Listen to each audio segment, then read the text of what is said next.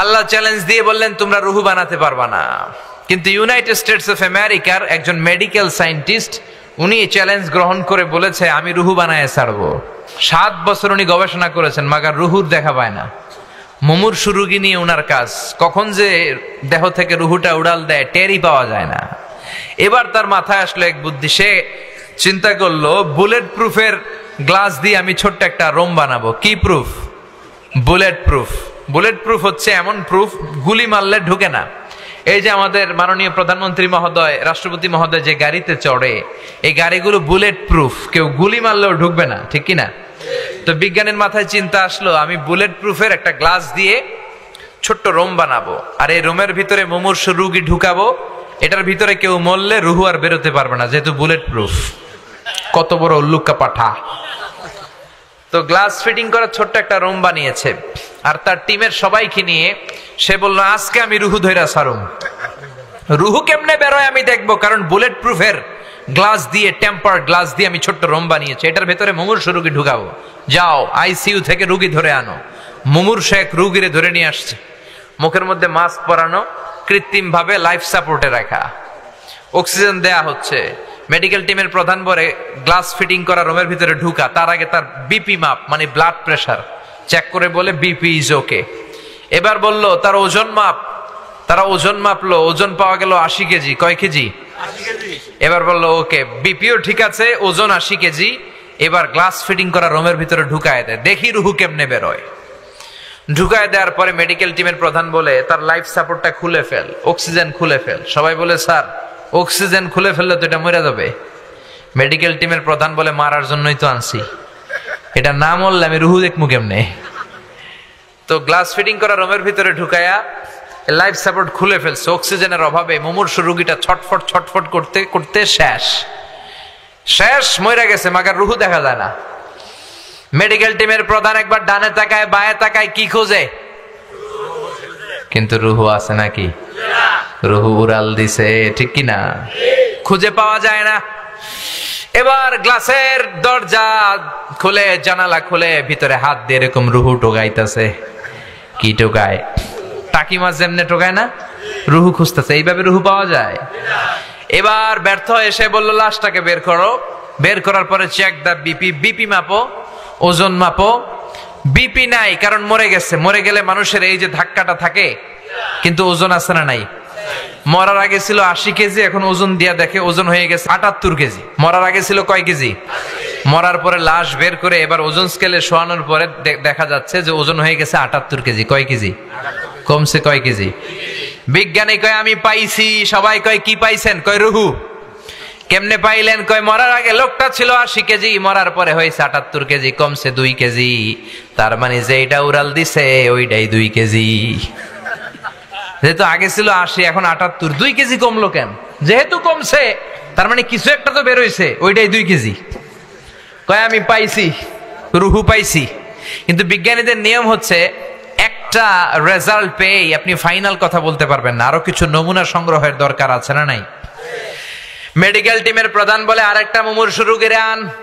BP মাপ, বলে BP okay. ওজন মাপ, কয় ওজন 70 কেজি। কয় কেজি? আরো জোরে, কয় কেজি? বলে এইটারও ঢুকা। এটারও ঢুকাইয়া লাইফ সাপোর্ট খুলে ফেলছে। আইসিইউর যেই লাইফ সাপোর্টটা খুলে ফেলার কারণে অক্সিজেন নাই, এই লোকটাও অক্সিজেনের অভাবে খিচুনি দিয়ে মরে গেছে। এবারও রুহু খুঁজে পায় না। কয় লাশ বাইর কর। বের করার পরে বিপি মাপ, বিপি নাই। ওজন চেক কর, কয় ওজন হয়ে গেছে 71 কেজি। মরার আগে ছিল কয় কেজি? 70 কেজি। এখন হয়েছে 71। আগেরটাতে 2 কেজি কম ছিল, কোনোভাবে মিলানোর সুযোগ ছিল, ঠিক কিনা? কিন্তু এখনের যে এটা দ্বিতীয় লাশ, এইটা কমে নাই, এটারে বাড়াই দিছে কে? আল্লাহ বলে কিয়ামত পর্যন্ত এরকম বিপি মাপতে পারবি, কিয়ামত পর্যন্ত ওজন মাপতে পারবি, কিন্তু আমার তৈরি করা রুহু খুঁজে পাবি ওমা উতিতুম মিনাল ইলমি ইল্লা কালিলা। কারণ মানুষকে আমি এত অল্প জ্ঞান দিয়েছি, এই অল্প জ্ঞান দিয়ে রুহু বের করা যাবে না, ঠিক কিনা? মানুষ মরে গেলে এক একজনের এক এক দশা। কারো হাত পা টাইট হয়ে যায়, দাঁতের মধ্যে খিচুনি লাগে, দেহের গ্যাসগুলো জমাট বেঁধে যায়, ওজন বেড়ে যায়, আর অনেকের শরীরটা ফেসফেসে হয়ে যায়, ছেড়ে দেয় এরকম, ঠিক কিনা? পেটে যে গ্যাস টেস আছে সব বের হয়ে যায়, ওজন কমে যায়, কারো ওজন বাড়বে কারোটা কমবে, এইটা দিয়ে কোনোদিন রূহ খুঁজে পাওয়া যায় না। চিল্লায় বলেন ঠিক কিনা? কোরআনের সব সূরাই বরকতপূর্ণ, কিন্তু এর মধ্যে সূরাতুল মুলকের জন্য আলাদা কিছু স্পেশাল বরকত আছে না নাই? বিশ্বনবী বললেন, ইন্না হাযিহি সূরা মানিআতুন মিন আযাবিল কবর। এই সূরাটা এমন সূরা, যে ব্যক্তি এই সূরা তেলাওয়াত করবে রব্বুল আলামিন তাকে কবরের আযাব থেকে বাঁচায়া দিবে। কবরে আমাদেরকে যাওয়া লাগবে কি লাগবে না? কবরের আযাবের কথা কি বিশ্বাস হয়? কিন্তু আমাদের লাইফস্টাইলের দিকে তাকালে মনে হয় আমরা কোনোদিন কবরে যাব না, আমরা কোনোদিন মরবো না, 1000 বছরের হায়াত নিয়ে মনে হয় দুনিয়াতে আমরা এসেছি, এমন ভাবে চলাফেরা করি, ঠিক কিনা? একদিনে মাটির ভেতরে হবে ঘরে, মন আমার কেন বাঁধো দালান ঘর, ঠিক কিনা? মাটির ঘরটা হবে আসল ঘর, তারপরও দুনিয়ার ঘর ফ্ল্যাট, ব্যাংক ব্যালেন্সের জন্য কত মারামারি, গদি নিয়ে কত কিলাকিলি, ঠিক কিনা? আল্লাহ বললেন কবরের ঘর হবে তোমাদের আসল ঘর। দুনিয়ার ক্ষণিকের জীবনের পাওয়ার নিয়ে, ক্ষমতার দাপট নিয়ে, চেয়ার নিয়ে, বিল্ডিং নিয়ে, জমি জমা নিয়ে কিলাকিলি করো না, আখেরাতের সামান গুছাও, আখেরাতটারে সুন্দর করে দিবে কে? কাউরে যদি জিজ্ঞেস করি ভাই এই বাড়িটা কার বাড়ি, কয় হুজুর আমার বাড়ি। আপনার বাবাও যখন এই বাড়িতে থাকতো উনিও কইতো আমার বাড়ি, আপনার দাদা যখন থাকতো উনিও বলতো আমার বাড়ি, আপনি মরে গেলে আপনার ছেলে বলবে আমার বাড়ি, নাতি বলবে আমার বাড়ি, সবাই কয় আমার বাড়ি। যত মানুষ এই বাড়িতে থাকতো থাকবে সবাই বলে আমার বাড়ি। এক বাড়ির মালিকানা দাবি করে কয়জন খেয়াল করেছেন? পরের জায়গা পরের বাড়ি, ঘর বাঁধিয়ায় আমি রই, আমি তো সেই ঘরের মালিক নই, ঠিক কিনা? হেদায়েতের চিন্তা করলে এই 2 লাইনের গানটাই তো আমাদের হেদায়েতের জন্য যথেষ্ট, ঠিক কিনা? বিশাল বালাখানা বানালেন, দামি ফ্ল্যাট কিনলেন, প্রাসাদ কিনলেন, কিন্তু আপনার জীবনের শেষ ঘুমটা আপনার ওই দামি বাড়িতে হবে না, ঠিক কিনা? টাকা দিয়ে দামি গোসলখানা বানালেন, টাইলস লাগালেন, কমোড লাগালেন, কিন্তু আপনার জীবনের শেষ গোসলটা আপনার ওই দামি গোসলখানায় হবে না, ঠিক কিনা? যেখানে সব মৃত লাশ ধোয়ায় ওই জায়গায় আপনার ধোয়ানো হবে। চিল্লায় বলেন ঠিক কিনা? এই জন্য বিশ্বনবী বললেন এই সূরাটা পড়বা। 29 পারার প্রথম সূরা, সূরার নাম সূরাতুল মুলক। কি নাম সূরার? চিল্লায় সবাই বলেন কি নাম? ইন্না হাযিহি সূরা মানিআতুন মিন আযাবিল কবর। এই সূরা যারা বেশি বেশি তেলাওয়াত করবে তাদের কবরের ভেতরে কোনো আযাব হবে না। সুবহানাল্লাহ। এই হলো 1 নাম্বার শিক্ষা, মনে থাকবে? এগুলো কোট করে নিয়ে যাবেন, পিক করে নিয়ে যাবেন, তাইলেই মাহফিল থেকে লাভ। সূরাতুল মুলক আমরা তেলাওয়াত করব, তাহলে কবর আযাব থেকে আল্লাহ আমাদের বাঁচায় দিবে। 1 নাম্বার ফাজিলাত। 2 নম্বরে বিশ্বনবী বললেন শাফাআত লি সাহিবিহা। এই সূরাটা এমন সূরা, এই সূরা কিয়ামতের দিন আল্লাহর কাছে তেলাওয়াতকারীর জন্য সুপারিশ করবে। সুবহানাল্লাহ। কোরআন যদি সুপারিশ করে, কোরআনের সুপারিশ কবুল করে নিবে কে? আল্লাহ। কোরআনের করা সুপারিশ আল্লাহ রিজেক্ট করতে পারবে? জি না। মাননীয় অর্থমন্ত্রী যদি মাননীয় প্রধানমন্ত্রীর কাছে কোনো বিষয়ে রেকমেন্ডেশন নিয়ে যায়, সুপারিশ করে, প্রধানমন্ত্রীকে এটা ফেলে দিতে পারবে? না। পররাষ্ট্রমন্ত্রী যদি কোনো সুপারিশ করে ফেলে দিতে পারবে? তেমনি কোরআন যদি কিয়ামতের দিন কারো জন্য আল্লাহর কাছে স্পেশাল সুপারিশ করে, রিকমেন্ডেশন দেয়, আল্লাহ এই সুপারিশ ফেলে দিতে পারবে নাকি? না। চিল্লায় বলেন পারবে? না। এজন্য সূরাতুল মুলক বেশি বেশি তেলাওয়াতের দরকার আছে না নাই? আছে।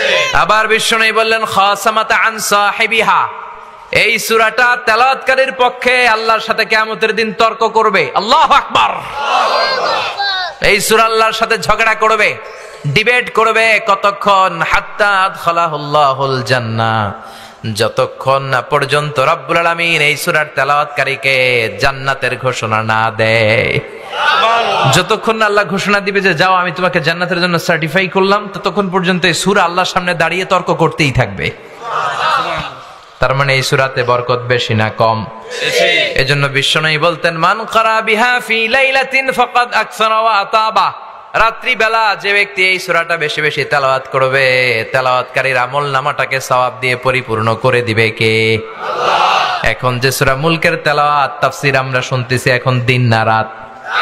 আমাদের আমলনামাও সওয়াব দিয়ে পূর্ণ করে দিবে কে? আল্লাহ। এজন্য বিশ্বনবী বলতেন আমি চাই আমার প্রতিটা উম্মতের হৃদয়ে সূরাতুল মুলক গাথা থাক। আমি নবী চাই আমার সব উম্মতের হৃদয়ে এই সূরাটা মুখস্থ থাক। আল্লাহু আকবার। এজন্য এই সূরাটা মুখস্থ করার দরকার আছে না নাই? এই যে আরেকটা সবক পাইলেন যে সূরাতুল মুলক মুখস্থ করতে হবে। রাজি আছেন? মাত্র 30টা আয়াত। কয়টা? এক মাসে কয় দিন? নিশ্চিন্তপুরে কয় দিন? এদিকেও 30 দিন। তো প্রতিদিন যদি একটা করে আয়াত মুখস্থ করেন, পুরো সূরাটা কভার করতে, হেফজ করতে লাগবে কয় দিন? সবাই মুখস্থ করবেন? নানারা আপনারাও করবেন? আপনারাও করবেন?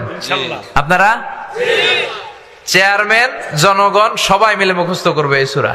জনপ্রতিনিধি, জনগণ সবাই মিলে। রাজি আছেন তো? এটা আপনাদের হোমওয়ার্ক, বাড়ির কাজ। বাড়ির কাজ দিয়ে গেলাম, মুখস্থ হইলে ইমাম সাহেবকে শোনাবেন। রাজি আছেন? রাজি আছেন?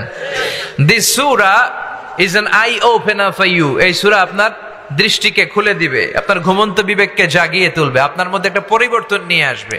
বিশেষ করে আল্লাহ তাআলা নাস্তিকদের জন্য এই সূরার ভিতরে কিছু ডোজ দিয়েছেন, যারা বলে আল্লাহ বলতে কিছু নাই, স্রষ্টা বলতে কিছু নাই, there is no creator in this world, পৃথিবীতে নাকি কোনো স্রষ্টা নাই, সব নাকি এমনি এমনি হয়েছে, এরকম কিছু কথা বলে, এরকম উল্লুক্কা পাঠা আছে না নাই? আল্লাহ বলে আমার সৃষ্টির দিকে তাকা, আমার সৃষ্টির ভেতরেই আমি আল্লাহর নিদর্শন আছে না নাই? পাহাড়ের দিকে তাকা, সাগরের দিকে তাকা, ঝর্ণার দিকে তাকা, বুঝতে পারবি এই ঝর্ণারও একজন মালিক আছে না নাই? ঝর্ণা ঝর্ণা ঝর্ণা রে, বলনা বলনা বলনা রে, কারবি রহে পাগল পড়া তুই। সুবহানাল্লাহ পড়েন। আপনি যখন কক্সবাজারে যাবেন, the longest sea beach in the world, 155 kilometre গেছেন? গেলে দেখবেন কি সাগরের ঢেউ।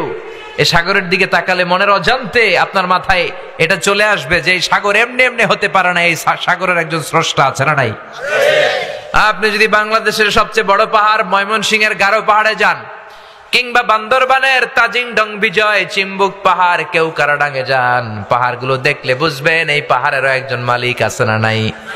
আপনি যদি সৌদি আরবের মরুভূমিতে যান, আফ্রিকার সারা মরুভূমির মাঝখানে যেয়ে দাঁড়ান, আপনি বুঝবেন মরুভূমির একজন মালিক আছে না নাই?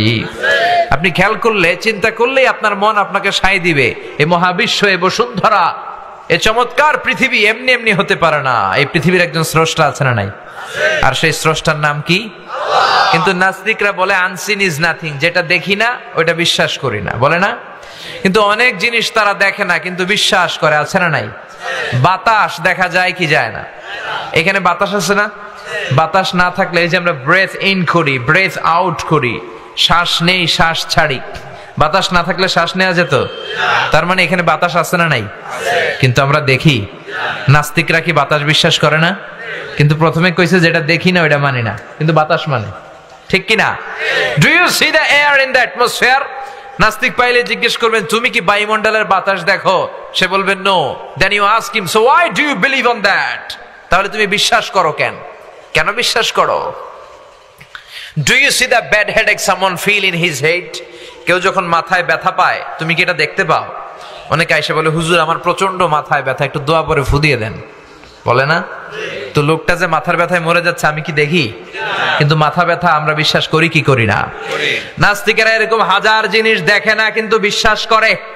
এজন্য আল্লাহ বলে গোলাম আমার সৃষ্টির দিকে তাকা, আমার সৃষ্টির ভেতরে আমি আছি না নাই? সূরাতুল মুলকের ভেতরে এরকম অনেকগুলো ডোজ দিয়েছে আল্লাহ নাস্তিকদের জন্য, মেডিসিন দিয়েছে। কি দিয়েছে? এজন্য নাস্তিকদের সাথে সূরা মুলক নিয়ে আপনারা ডিবেট করবেন। কুফা নগরীতে এক নাস্তিক ছিল, উল্লুকা পাঠা। সে বলে আমি আল্লাহরে মানি না, স্রষ্টা বলতে কিছু নাই। কেউ যদি আমারে বুঝায় দিতে পারে যে স্রষ্টা বলে একজন আছে, আমি তার হাতে বায়াত হয়ে আমি মুসলমান হয়ে যাব। কোন সুবহানাল্লাহ। কুফার লোকেরা বলল ইনদানা ইমাম ইসমুহু নু'মান ইবনে সাবিত, আমাদের একজন ইমাম সাহেব আছে নাম নু'মান ইবনে সাবিত। ওনার নাম নু'মান কিন্তু আসলে উনি ইমাম আল আযম আবু হানিফা। সুবহানাল্লাহ বলতে পারলেন না? সবাই বলে আমাদের ইমাম এমন ইমাম তোমারে বুঝায়া ছাড়বে। নাস্তিক বলে ডাক তোদের ইমামকে, তোদের ইমামের সাথে ডিবেট হবে আগামীকাল জুমার নামাজের পর 2টার দিকে ওই বিশাল ময়দানে ডিবেট হবে। হাজার হাজার মানুষ তর্ক দেখার জন্য এসেছে। ইমাম আযম আবু হানিফা আল্লাহর পক্ষে আর নাস্তিক হলো আল্লাহর বিপক্ষে, ঠিক কি না? হাজার হাজার মানুষ দেখতে এসেছে, দেখি কে জিতে যায়। হাজার হাজার মানুষ আসলো, নাস্তিক আসলো, আসে নাই ইমাম আবু হানিফা। কে আসে নাই? 2টা বাজে আসে নাই, 2:30 বাজে আসে না, 3টা আসে না, উনি আসছে 4টার দিকে, 2 ঘন্টা লেট, 2 hours লেট অলরেডি। কয় ঘন্টা লেট? আসার পরে নাস্তিক বলে, এ কেমন ইমাম যার সময়ের জ্ঞান নাই, এর সাথে আমার কোনো তর্ক নাই। ইমাম আবু হানিফা বলে, ইনদি উযর, আমার কথা আছে, আই হ্যাভ এক্সকিউজ। কি এক্সকিউজ?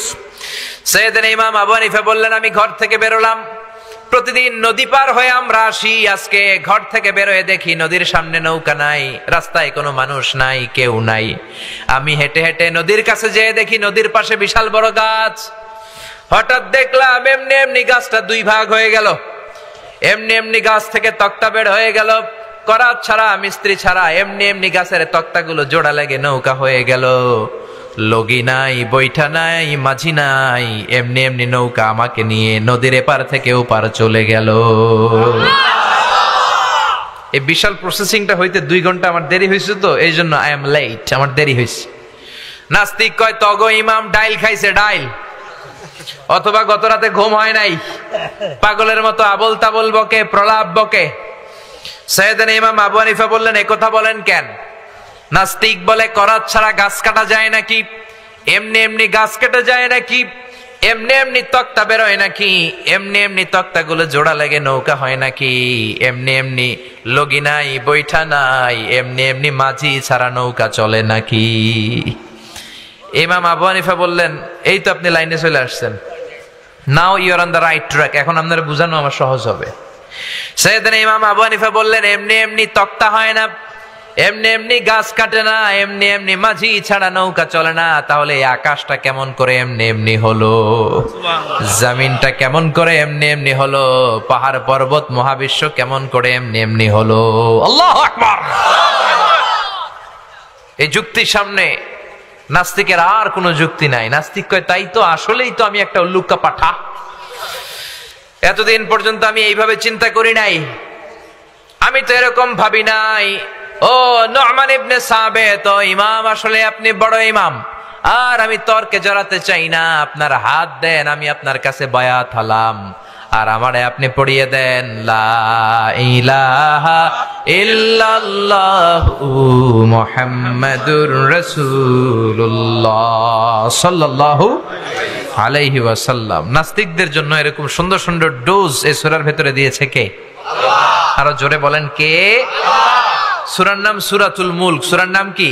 সূরাতুল মুলক। মুলক মানে ক্ষমতা, মুলক মানে কি? মুলক মানে পাওয়ার, মুলক মানে অথরিটি, মুলক মানে সভরেনিটি। আল্লাহ শুরু করলেন, তাবারাকাল্লাযী বিয়াদিহিল মুলকু ওয়া হুয়া আলা কুল্লি শাইইন কাদির। সুমহান সেই সত্তা যার হাতে সব ক্ষমতা, আর তিনি যেটা চান সেটাই করতে পারেন। একমাত্র যেটা চান সেটাই করতে পারেন, তিনি কে? আল্লাহ। তাবারাকা শব্দ দিয়ে আল্লাহ সূরা শুরু করলেন। আল্লাহ বললেন, আমি এত বরকতময়, তাবারাকাল্লাযী, বরকতময় সেই সত্তা, বিয়াদিহিল মুলকু, যার হাতে সব ক্ষমতা। ক্ষমতা সব কার হাতে? আল্লাহ। নাকি আপনাদের হাতে? না। আপনারা তো বলেন ক্ষমতার মালিক নাকি আপনারা? না। জনগণ সকল ক্ষমতার উৎস, আপনারা এগুলো বলেন না? বলেন না? বলেন না? এগুলো রাষ্ট্রীয় কুফুরি, রাষ্ট্র থেকেও অনেক কুফুরির ডোজ আমাদেরকে শিখায় দেওয়া হয়, ঠিক কিনা? সকল ক্ষমতার মালিক একজন, তিনি কে? আমাদের কোনো ক্ষমতা নাই, সব ক্ষমতা কার? আল্লাহ বলে, ওয়া খুলিকাল ইনসানু দাঈফা, আমি তোমাদেরকে দুর্বল করে বানালাম। আমরা শুধু দুর্বল না, আমরা সবাই দুর্বল, দুর্বলের ঘরের দুর্বল। আমি দুর্বল, আমার বাবা দুর্বল, আমার দাদা দুর্বল, আমার 14 গোষ্ঠী দুর্বল, তার মানে দুর্বলের ঘরের সবল একজন, তিনি কে? আল্লাহ। ক্ষমতা একজনের, কার? আল্লাহ। মনে থাকবে? পেঁচায় ফেলবেন না তো আবার? পেঁচানো যাবে না, সব ক্ষমতার মালিক হচ্ছেন আল্লাহ। আমাদের ক্ষমতা থাকে কেমন করে? আপনার যখন পেটে ব্যথা হয়, ডায়রিয়া হয়, আপনি বিছানায় গড়াগড়ি খান কি খান না? তো কেন গড়াগড়ি খান? আপনি না ক্ষমতার মালিক? সব ক্ষমতার উৎস বলে আপনি। 3 বার টয়লেটে গেলে 4র্থবার আর তার চেহারার দিকে তাকানো যায় না, ঠিক কিনা? 5ম বার টয়লেট থেকে বের হয়ে কয়, আমি মরে যামু, আমারে ধর। তো মরবেন কেন? আপনি তো ক্ষমতার মালিক, আপনার ক্ষমতা গেল কই? একবার ডায়রিয়া হলে আর ক্ষমতা থাকে না, সবার কাছে মাফ, আমারে মাফ করে দেন, আমি মরে যাব। আসলে আমাদের কোনো ক্ষমতাই নাই, ক্ষমতার মালিক একজন, তিনি কে? আল্লাহ। পেছন থেকে বলে কেউ, যদি বলে হুজুর সাপ, ফস পাওয়া যাবে আপনাদেরকে? আপনারা থাকলো আমি আমার 2 নানার লিয়া দৌড় দুমে দিকে। চাচা আপন প্রাণ বাসা, অসহায়। রিক্সার টায়ার পাংচার হইলে আমরা লাভ দিয়ে উঠি, লাভ দেই না? ট্রাকের টায়ার পাংচার হয়েছে, আমি নিজেই তো কত লাভ দিছি। আমি তো এক জেলা থেকে আরেক জেলায় যাই, বিভিন্ন জায়গায় যাই, রাস্তায় প্রায় এই দুর্ঘটনাগুলো ঘটে।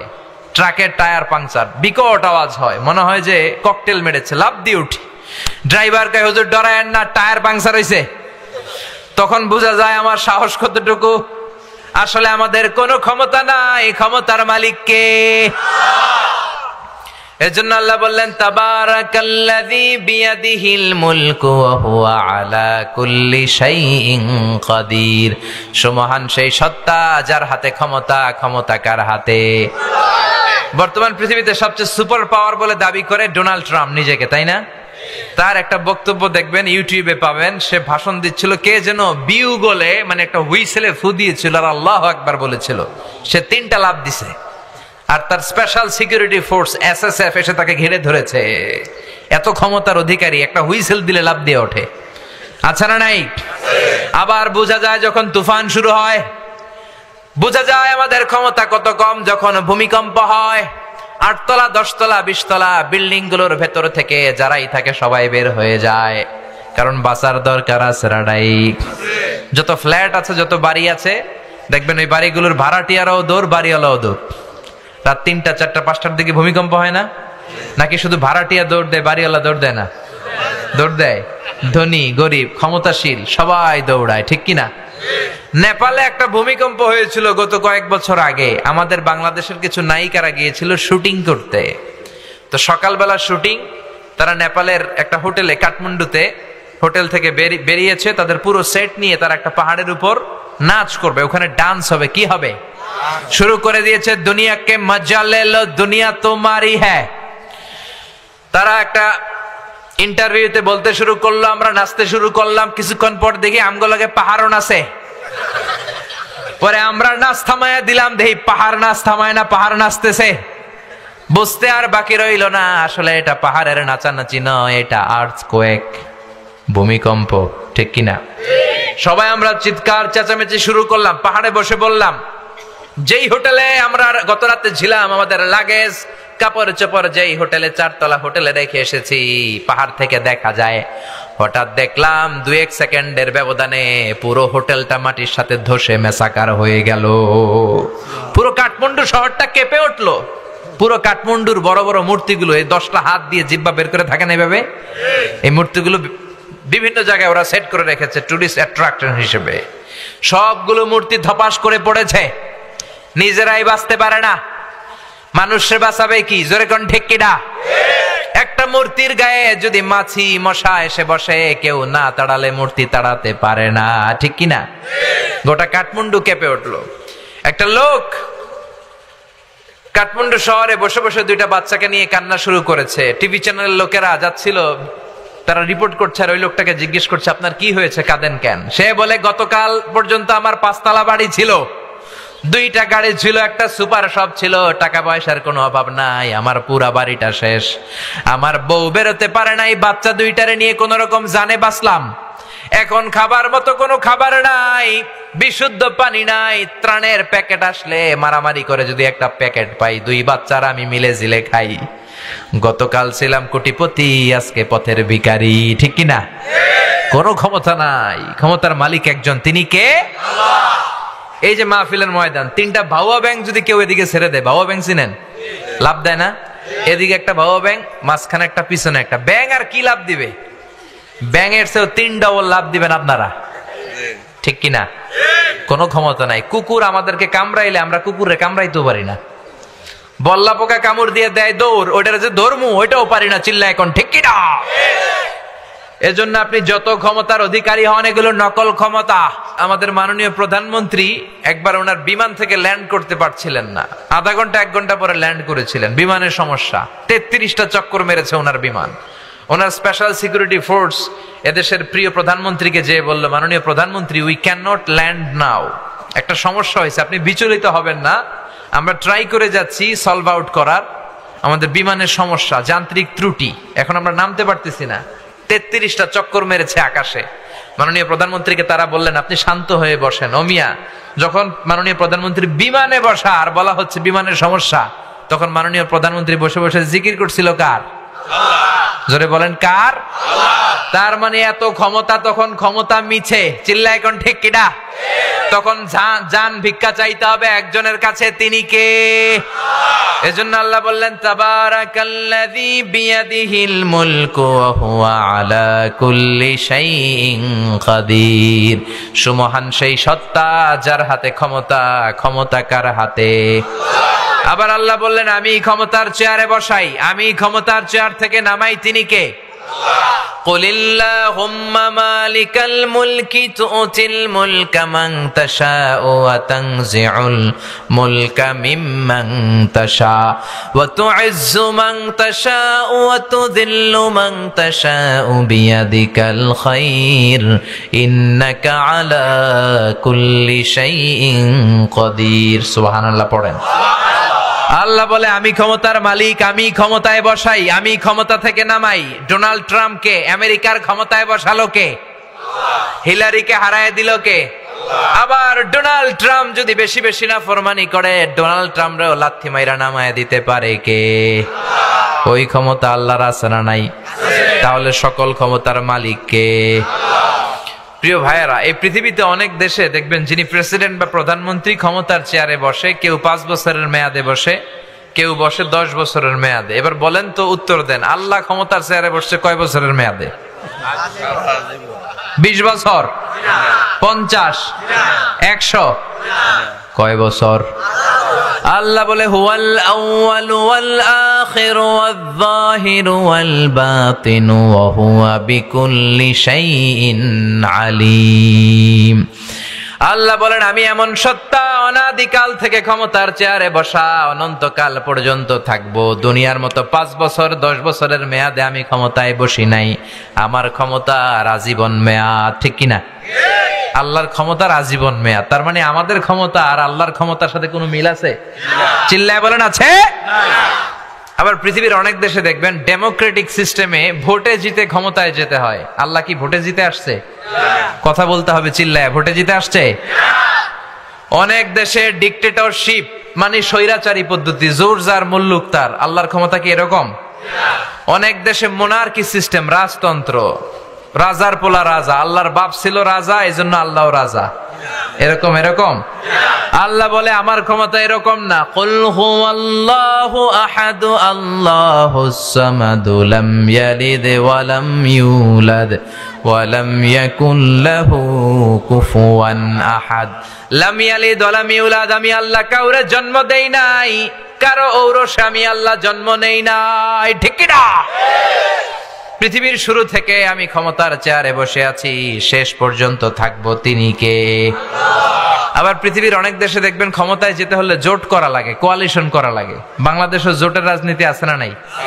প্রথমে শুরু হইলো 4 দলীয় জোট, তারপরে 14 দলীয়, এরপরে 18 দলীয়, এরপর 20 দলীয়, এরপরে মহাজোট, এবার হবে মহাজোট, ঠিক কিনা?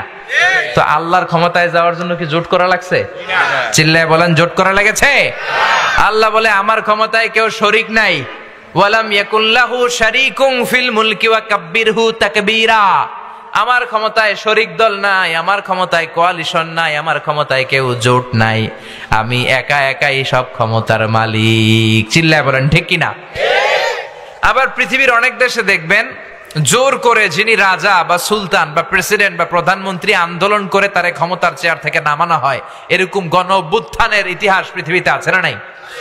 আমি মিশরে ছিলাম 5 বছর। মিশরে একটা আন্দোলন হলো, হুসনি মুবারক ছিল প্রেসিডেন্ট, সবাই মিলে এরা টাইনা নামাইছে।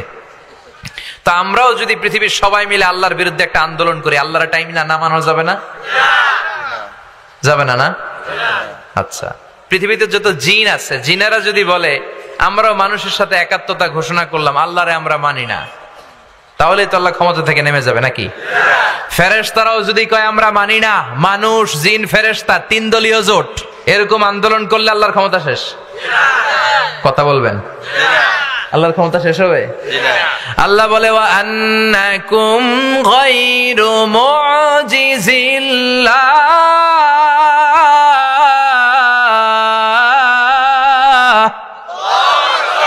গোটা বিশ্বের সবাই মিলে জোট করে যদি আমি আল্লাহর বিরুদ্ধে বিদ্রোহ করো, মানুষ জিন ফেরেশতারা সবাই যদি আমার বিরুদ্ধে যুদ্ধ ঘোষণা করো, সবাই মিলে যদি আমারে ক্ষমতার চেয়ার থেকে নামাতে চাও, সবার চেষ্টার ফলেও আমার ক্ষমতার এক আনাও তোরা কমাতে পারবি না। ঠিক কিনা? এজন্য আল্লাহ বলে আমি ক্ষমতার মালিক, কোনোদিন ক্ষমতা থেকে নামবো না। পৃথিবীতে অনেক দেশে দেখবেন রাজার বয়স হয়েছে 70 কিংবা 80, বয়সের ভারে নুজ্জ হয়ে এবার লাঠিতে ভর করে চলে, কয় আই আর হাইতান্ন, আরে মাফ করি দে। এরকম রাজা আছে না নাই? সেলফ রিটায়ারমেন্টে যায়, স্বেচ্ছায় অবসর, আছে না নাই? তো আল্লাহর তো অনেক বয়স হয়েছে, সেই কবে থেকে উনি ক্ষমতার চেয়ারে বসছে, ওনার এখন রিটায়ারমেন্টে যাওয়া উচিত। কথা বলেন, আল্লাহর বয়স হয়েছে? বুড়ো হয়ে গেছে, এখন তো লাঠি বট দিয়ে হাঁটে মনে হয়। কথা বলেন। আল্লাহ বলে না, লা তাখুযুহু সিনাতুন ওয়ালা নাওম, আমার ঘুম নাই, তন্দ্রা নাই, আমার ক্লান্তি নাই, শ্রান্তি নাই। ওয়ালা ইয়াউদুহু হিফযুহুমা ওয়া হুয়াল আলিয়্যুল আযীম। এই মহাবিশ্বটা পরিচালনা করতে যে আমি আল্লাহ এক সেকেন্ডের জন্য ক্লান্ত হই না। সুবহানাল্লাহ। এজন্য আল্লাহ বললেন তাবারাকাল্লাযী বিয়াদিহিল মুলকু ওয়া হুয়া আলা কুল্লি শাইইন কাদির। সুমহান সেই সত্তা যার হাতে ক্ষমতা। ক্ষমতা কার হাতে? নাকি আপনাদের হাতে?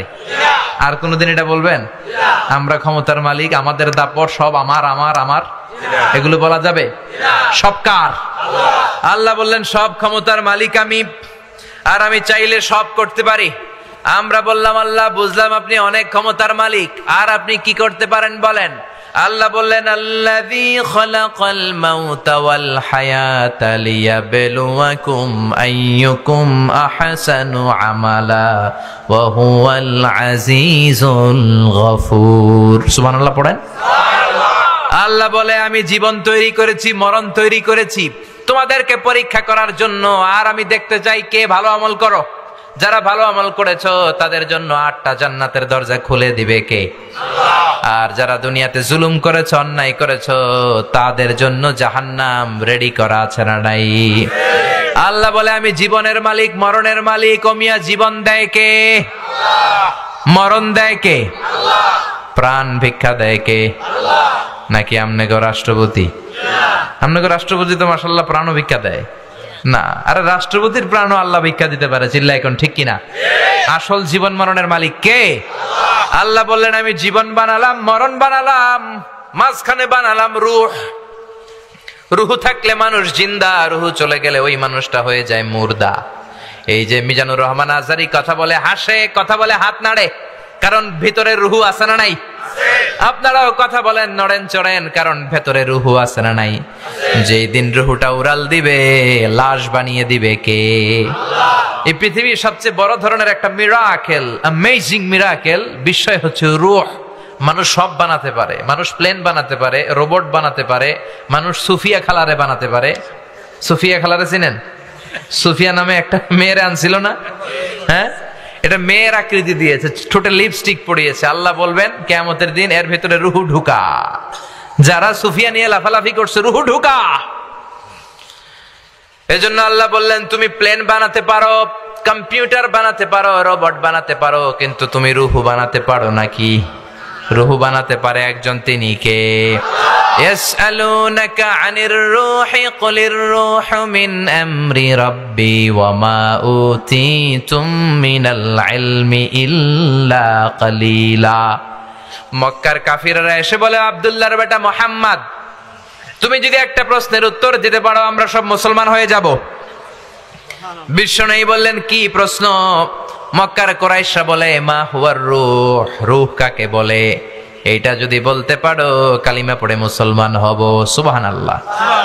ওমি আপনারা কেউ রূহ দেখছেন? কালার কি, ওজন কতটুকু, সাইজ কতটুকু আমাদের জানা আছে? চাচা মরে গেল, দাদা মরে গেল, কোন দিক দিয়ে যে রূহটা উড়াল দিল আমরা কেউ দেখেছি? জোরে বলেন। বিশ্বনবী বললেন আমি জানি না, তবে আল্লাহ যদি জানায় জানিয়ে দেব। আল্লাহ আয়াত নাজিল করলেন কুলির রূহু মিন আমরি রাব্বি। ও নবী, মক্কার কুরাইশদের বলে দেন রূহ হলো আমি আল্লাহর স্পেশাল আদেশ, আল্লাহর অর্ডার। আল্লাহর অর্ডারে রুহু ঢুকে, আল্লাহর অর্ডারে এই রুহু বের হয়ে যায়, ঠিক কিনা? এই রুহু কেউ বানাতে পারে না। মানুষ কি রুহু বানাতে পারবে? এর কারণ ওমা উতিতুম মিনাল ইলমি ইল্লা কালিলা, আমি তোমাদেরকে অল্প জ্ঞান দিয়েছি, লিমিটেড জ্ঞান। আমাদের জ্ঞানটা লিমিটেড, সীমিত। আনলিমিটেড জ্ঞান একজনের, তিনি কে? আল্লাহ বললেন, গোলাম আমি মানুষ বানালাম, জীবন বানালাম, মরণ বানালাম, রুহু বানালাম। আমরা বললাম, আল্লাহ বুঝতে পেরেছি আপনি সব ক্ষমতার মালিক, আপনি জীবনের মালিক, মরণের মালিক, রুহুর মালিক, আর কিসের মালিক একটু আমাদেরকে বলেন। আল্লাহ বলে, আল্লাযী خلق سبع سماوات طباقا ما ترى في خلق الرحمن من تفاوت। আল্লাহ বললেন, উপরের দিকে নজর করে তাকা, তোদের মাথার উপরে 7 স্তরের যে 7টা আকাশ, সে আকাশটাও আমি বানিয়েছি। সুবহানাল্লাহ। আমাদের মাথার উপরে এই যে আকাশ তৈরি করেছে কে? আল্লাহ। চিল্লায় বলেন, কে? وَلَقَدْ زَيَّنَّا السَّمَاءَ الدُّنْيَا بِمَصَابِيحَ وَجَعَلْنَاهَا رُجُومًا لِلشَّيَاطِينِ। আল্লাহ বলে, প্রথম আকাশের দিকে নজর করে তাকা, মহাশূন্যের দিকে তাকা, তারা দিয়ে আকাশটারে সুন্দর করেছে কে? আল্লাহ। আকাশের মধ্যে যে তারা, এগুলোকে তৈরি করলো কে? আল্লাহ। আল্লাহ বলে, I have beautified the closer sky with candles, with light and stars। প্রথম আকাশের মহাশূন্যটাকে আমি আল্লাহ চমৎকার চমৎকার তারা দিয়ে সাজিয়ে দিয়েছি। রাতের বেলা তারার মেলা, আছে না নাই? দেখতে সুন্দর লাগে না? দেখতে মনে হয় ছোট্ট ছোট্ট ডট, আসলে কি এগুলো এত ছোট? সূর্যটারে মনে হয় ছোট্ট একটা রুটির মতো, ঠিক কিনা? আসলে কি সূর্যটা রুটির মতো? আর আমরা যে তাকাই, আমরা কি আকাশ দেখতে পাই? না, এটা মহাশূন্য। এটা কি? আপনি যা দেখেন মহাশূন্য। ইউনাইটেড স্টেটস অফ আমেরিকার বিজ্ঞানীরা এই যে মঙ্গলে যায়, জুপিটারে যায়, চাঁদে নামে, এগুলো সব মহাশূন্য। প্রথম আকাশ যে কত উপরে তারা নিজেরাও জানে না, ঠিক কিনা? আমরা খালি চোখে দেখি প্রথম আকাশের মহাশূন্য, তার অনেক উপরে প্রথম আকাশ। তারপরে দ্বিতীয় আকাশের মহাশূন্য, তার অনেক উপরে দ্বিতীয় আকাশ। সুবহানাল্লাহ কইবেন না? একটার চেয়ে একটা বড়, একটার চেয়ে একটা বড়, একটার চেয়ে একটা বড়। বিশ্বনবী বলে, প্রথম আকাশের চেয়ে দ্বিতীয় আকাশ কত বড় শোনো।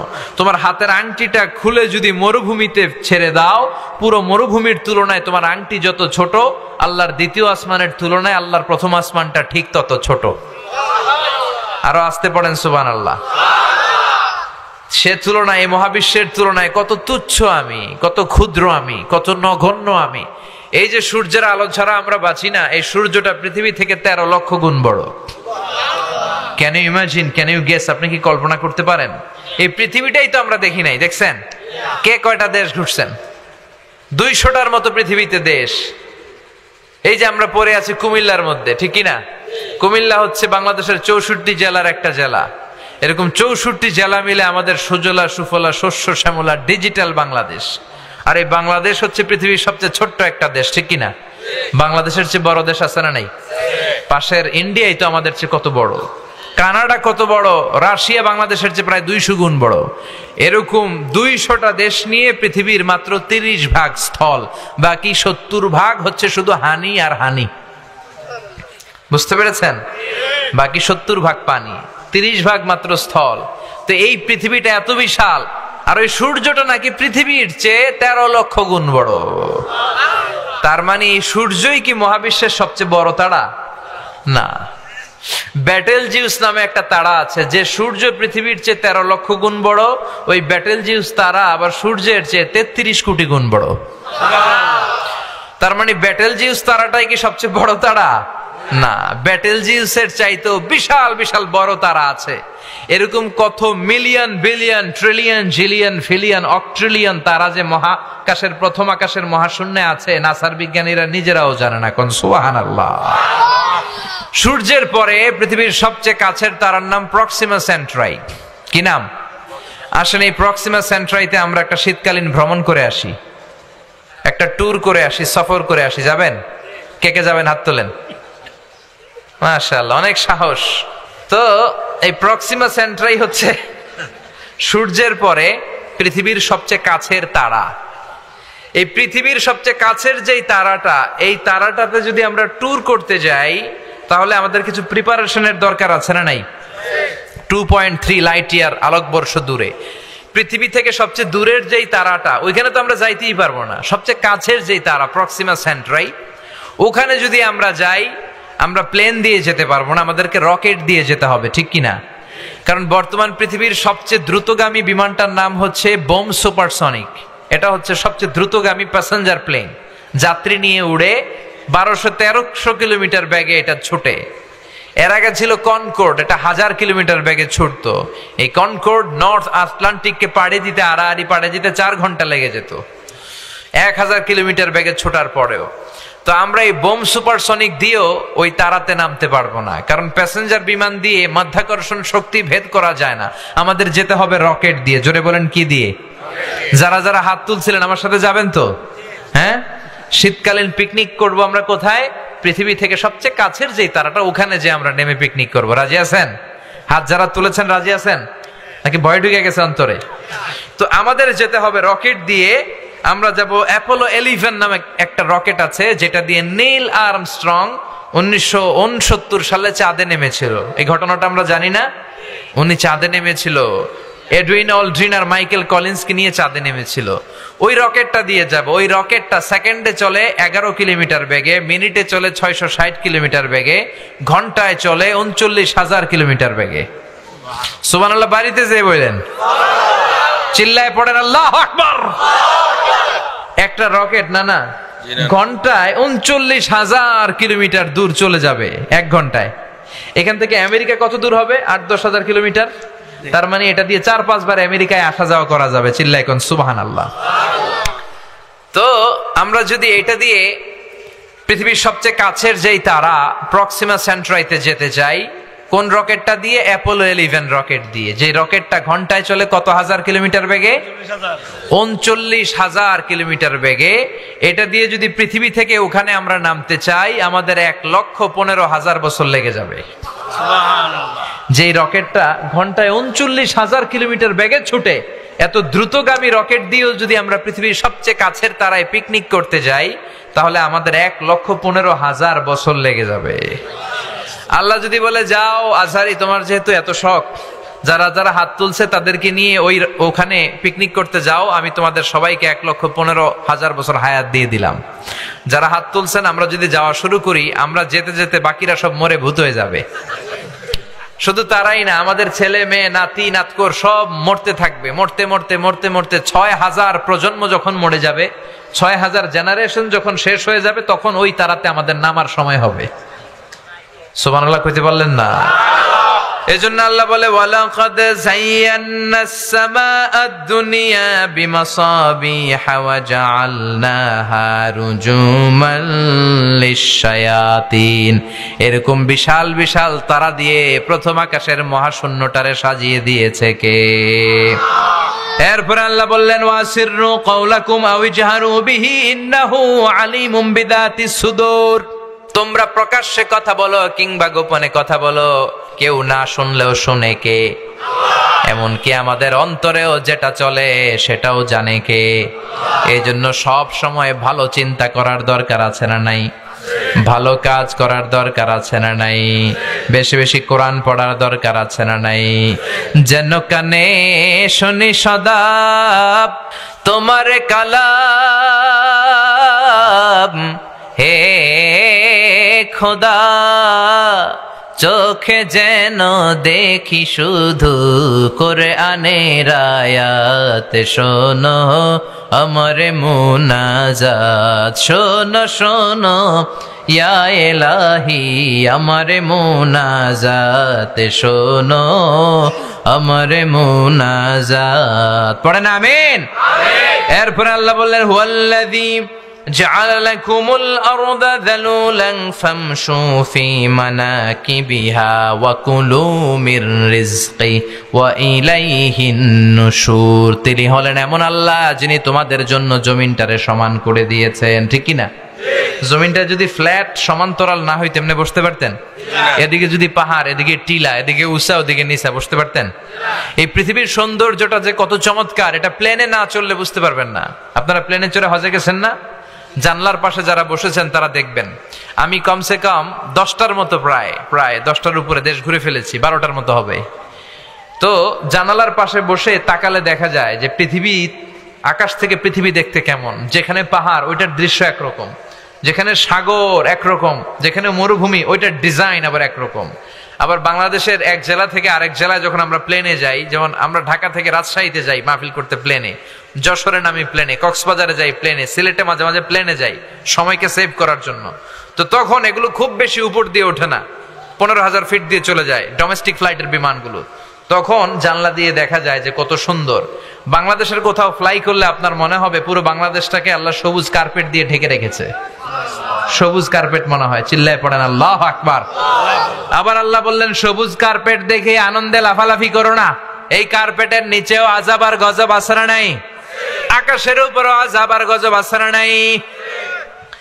আল্লাহ বললেন আমিনতুম মান ফিস সামাই আন ইয়াখসিফা বিকুমুল আরদা ফাইযা হিয়া তামুন।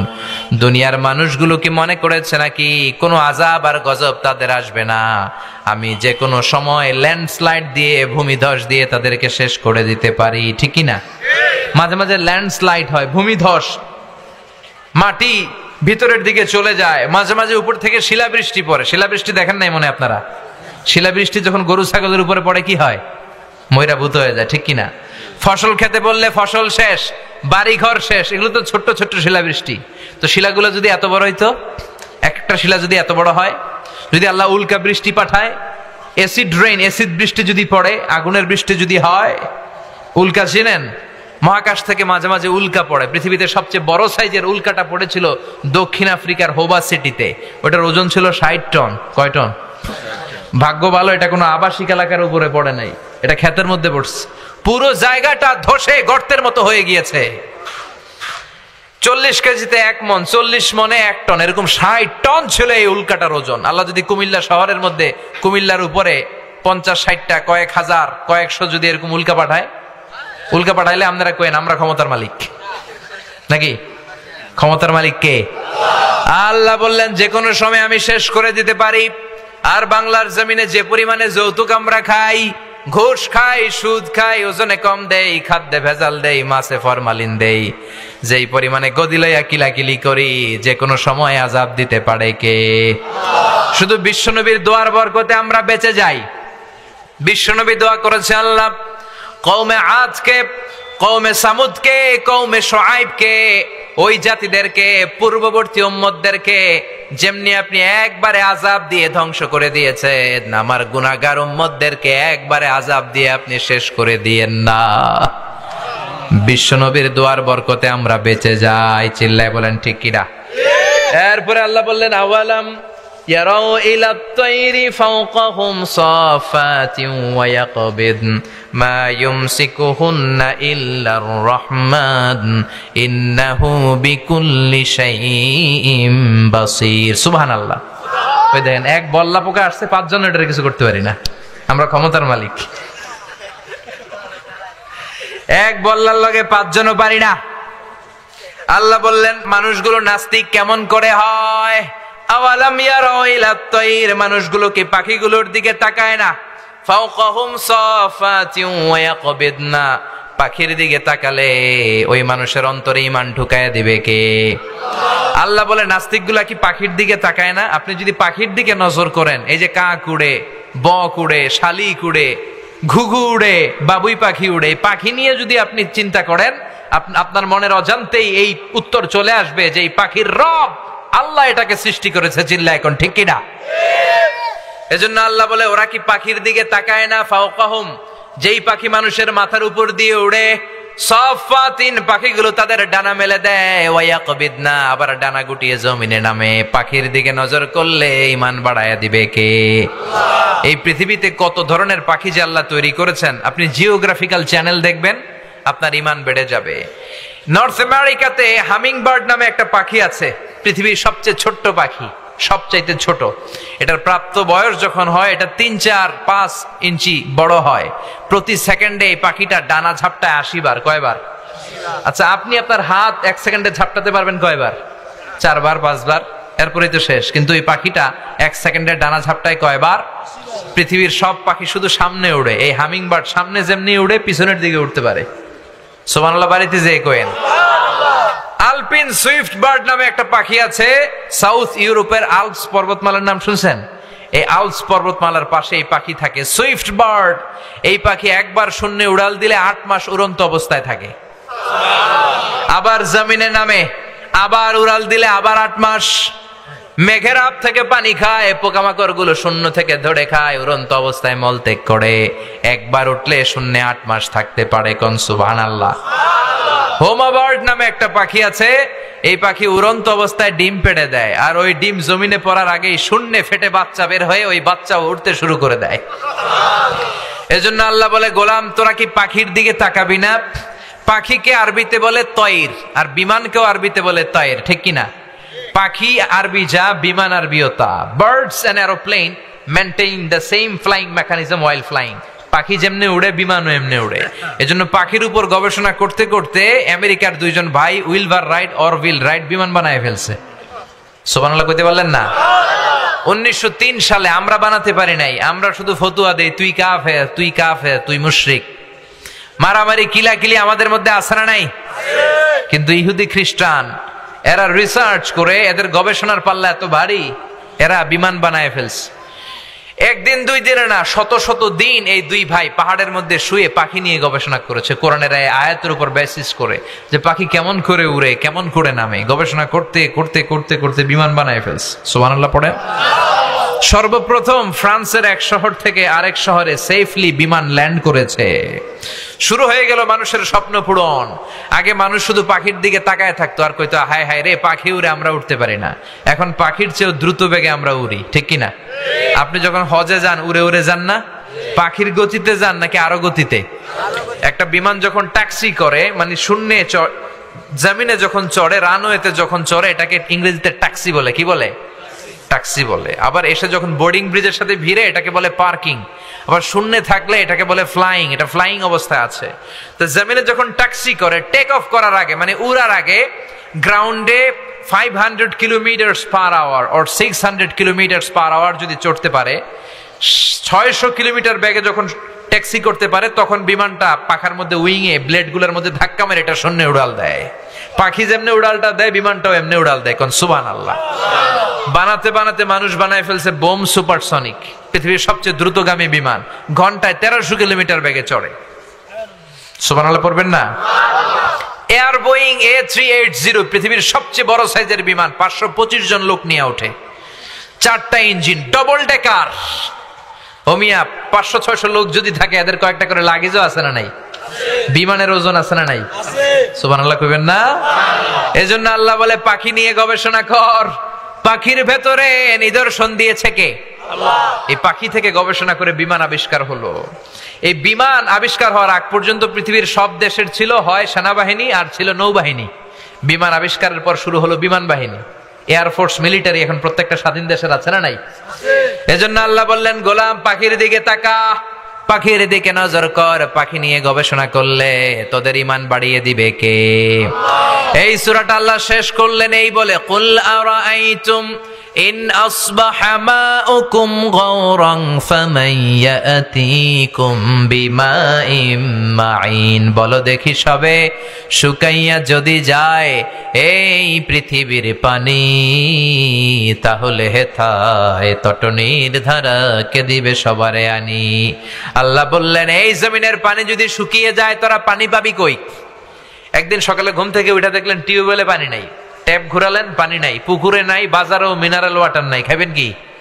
হ্যাঁ, তখন বললেন, আমি ক্ষমতার মালিক। ক্ষমতার মালিক একজন, তিনি কে? আল্লাহ। আল্লাহ বললেন, কেউ পানি দিতে পারে না, কৃত্রিম ভাবে কেউ পানি বানাতে পারে না, একজন ছাড়া, তিনি কে?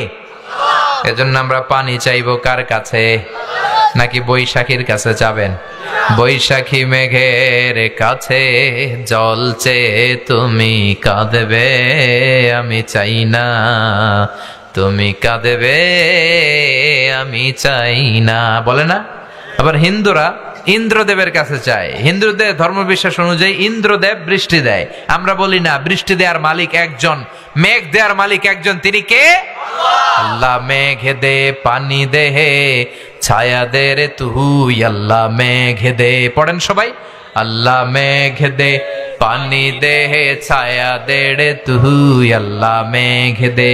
পানি দেয়ার মালিক কে? রিজিক দেয়ার মালিক কে? একদিন ঘুম থেকে উঠে যদি দেখেন ঘরে কোনো খাবার নাই, বাজারও দোকানপাটে কিচ্ছু নাই, খাবেন কি? আপনাকে রিজিক দিব কে? নাকি খাদ্যমন্ত্রী, প্রধানমন্ত্রী? কেউ রিজিক দিতে পারে? আসল ক্ষমতার মালিক একজন, তিনি কে? আমাদের কোনো ক্ষমতা নাই, সব ক্ষমতা কার? এটাই হচ্ছে সূরাতুল মুলকের সেন্ট্রাল থিম, কেন্দ্রীয় আলোচ্য বিষয়। যতদিন পর্যন্ত আল্লাহকে আমরা ক্ষমতার মালিক মনে করব, আল্লাহর কাছে আমরা চাইবো, আল্লাহর ইবাদত করব, আমাদেরকে কেউ পরাস্ত করতে পারবে না। চিল্লায় বলেন ঠিক কিনা?